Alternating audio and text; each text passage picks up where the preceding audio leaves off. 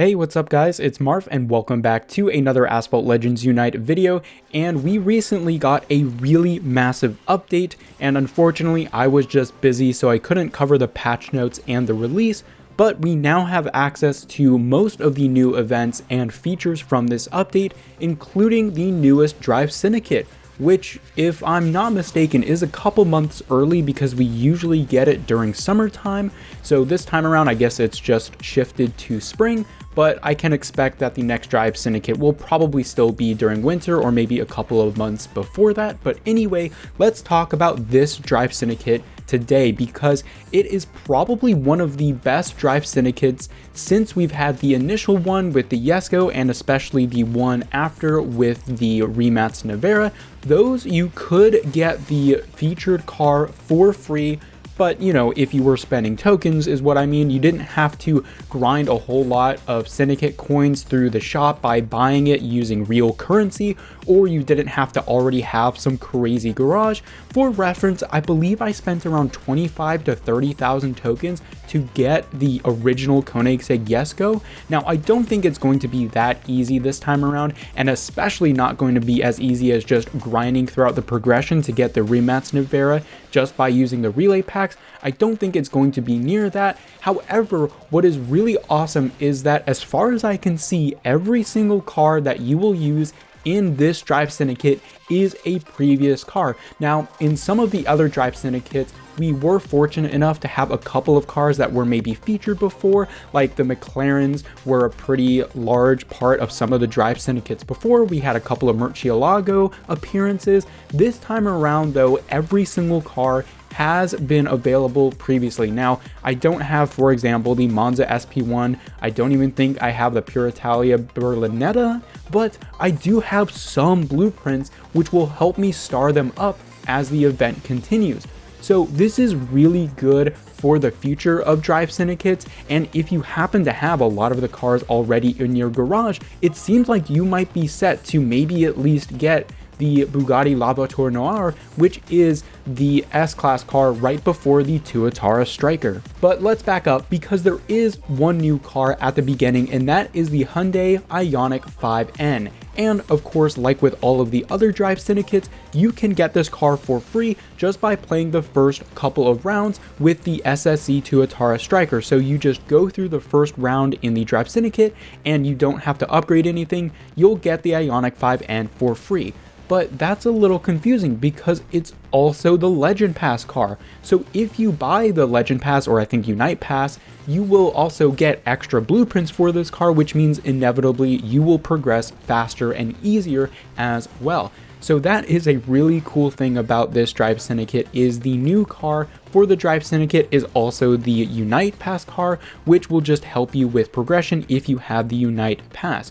So everything is sort of combining together to make this one of the best Drive Syndicates we've had in actual years. So I'm excited to get going during the progression. Again, it's kind of hard to tell because we are just at the very beginning. I literally just woke up today and started playing it. So we're not, you know, a couple of weeks into the event or anything like that. I do have to say though, I am really enjoying the SSE Tuatara Striker. You guys know I'm a huge fan of the original Tuatara. I am in love with the design, and also I have nostalgia for when it was in Asphalt 7 over 10 years ago. I've loved that car ever since, and the Tuatara Striker is a track-focused version of it. So it does have a little bit less top speed, but I believe most of the other stats are pretty boosted compared to the normal Tuatara.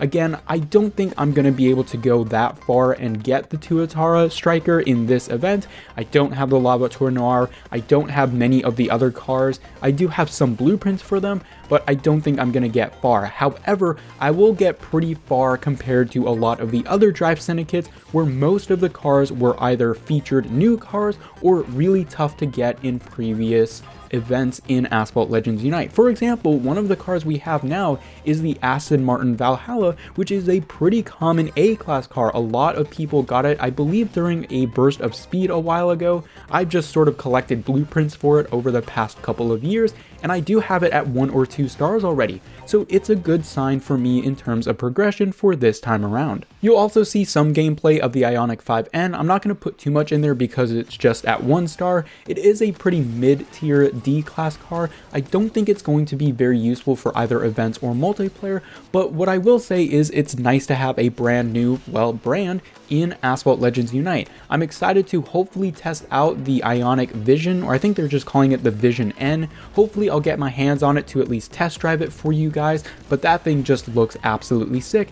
And like I was mentioning earlier in a couple of videos where I've talked about cars and things that I wanted to see in Asphalt Legends Unite, I talked a lot about more everyday cars, things you actually see on the street, to sort of connect Asphalt Legends Unite a bit more to what you see in real life. It's nice driving Koenigseggs and Bugattis all over the place, but I would like to pull out some sort of normal car every once in a while, because I think not only is it a little funny, but it also keeps the game a little bit grounded. And I think that some of the previous Asphalt games had more of that with, for example, the Abarth 500, the Mini Coopers that you can just drive. And the Ioniq 5N is part of that sort of category of car where if you wanted to, you could probably just roll up to a dealership and order one. Obviously, it's not like an Abarth or a Mini Cooper where it's super cheap, but you guys get what I'm trying to say. It's a more common car and something you'll see in real life a lot, and I enjoy also the size, and it's a sedan. It's not just another super sports car, so I think that's a fun part for this update as well, and I already have it at 1 star, which is a nice bonus. Now, one thing that is a little disappointing about this Drive Syndicate is usually because they are in tandem with the big major half-year updates, like the summer and the winter updates, they usually come along with a new track.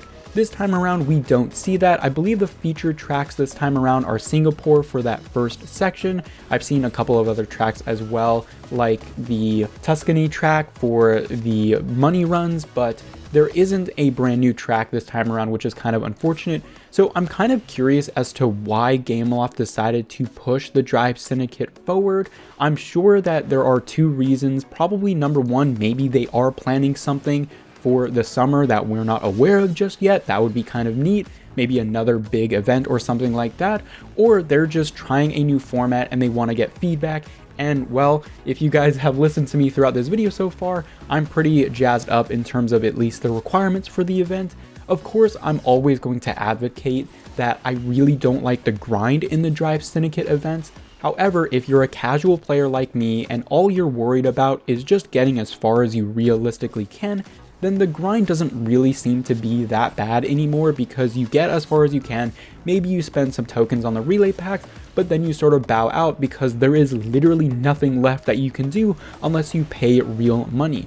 So this time around, it seems like I'll be able to get further without having to pay real money, but it's still unfortunate that you are stuck in those 1 hazard level events where you just have to do 30 races for one little section of the Drive Syndicate. I really wish that could be improved. They could still keep the advantage that if you have a higher star car, or if you pay for that higher star car, you can get those higher hazard level events and progress quicker, but I think they should just overall reduce the number of races for everyone universally, not just for the free-to-play users going on the 1 hazard level missions. Now, as I mentioned in this video at the beginning, there are a ton of other features that have arrived with this update, including the long-awaited Gauntlet mode and a really surprise 3D mode, which, yes, I have ordered 3D glasses. I have them with me now, and I'm really excited to try out that mode. I'm going to plan maybe a little more of a special video for that, because obviously if you are just wearing 3D glasses or you're not wearing 3D glasses, you're just watching normal gameplay. So hopefully I can find some spin to it. Maybe I'll add a webcam, something like that. I'm not sure. Let me know your thoughts in the comment section down below if you want to see something special with the 3D mode. Maybe you guys have some suggestions for how that video could be, but I'm also going to make some other videos regarding the Gauntlet mode as well. I do want to break down that game mode separately because it's pretty big in and of itself, and it seems like the news is that the Gauntlet mode is sort of going to be the replacement for the Club Clash. That mode is being phased out, the store will eventually go away, And honestly, I am agreeing with this decision. When the Club Clash was first announced, I was a little disappointed that it wasn't real-time club versus club racing, which would make sense. You can't have all 20 players on at the same time. I'm going to go into a little bit more detail about my thoughts about that in that Gauntlet video, because I'm going to just talk and talk for that video. But I'm just letting you guys know that the Gauntlet mode will be covered in a separate video, and I'm just getting my hands on it. So anyway guys, I hope you enjoyed this video. Let me know your thoughts about the new Drive Syndicate and the SSC Tuatara Striker and Ionic 5N in the comment section down below, and I will see you all later.